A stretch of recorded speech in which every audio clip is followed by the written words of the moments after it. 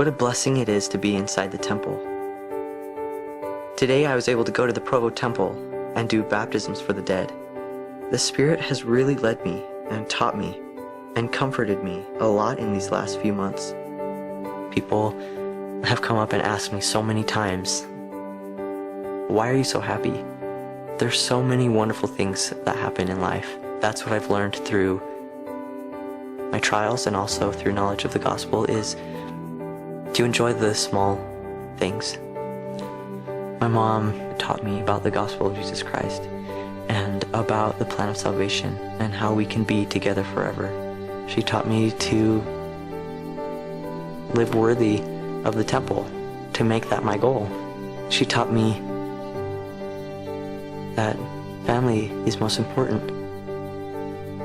On Christmas Eve, my family was coming home from a party, and we stopped at the store to get some last-minute Christmas shopping done. We ended up going home a different way. We got to 7th West, and the light turned red, so we were stopped at the light. And I remember looking around the car, and it was one of those things where I reflected, and I just felt so grateful. You know, I looked around at all my children, and you could see they'd all nodded off, and I thought of how they were thinking about Christmas and dreaming of, you know, what would be happening the next day or so. I remember feeling really confused and lost and scared. Didn't know what had happened. I wondered where my family was. He sat down and he told me what had happened. I had no idea. He said we'd been in a really bad accident, and I said, what about Mom?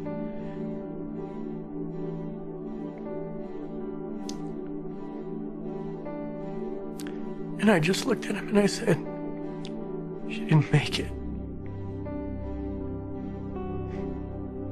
There was just silence. He just sat there and thought.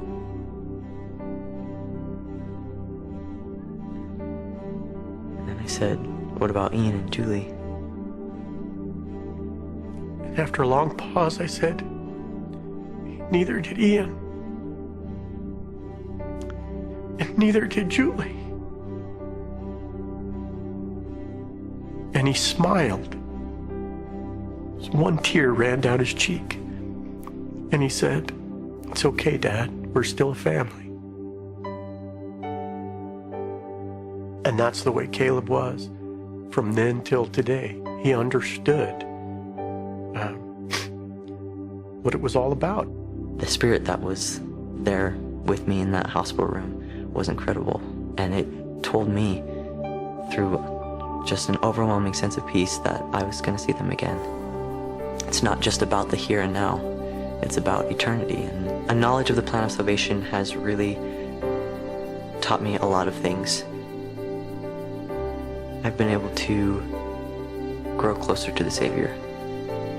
He can stretch our hearts and give us a greater capacity to love. The key to anything is to keep an eternal perspective. That's how I'm getting through life now, and how I'll get through it in the future. What does it mean to have eternal perspective? It means to remember there are more important things than just the here and now.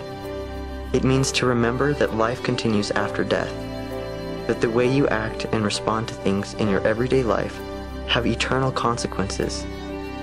It also means to have your eye single to the glory of God, so you can see the big picture, to see why you had to experience that certain trial, to see that all things will always be for your good, something you can learn from and be strengthened by.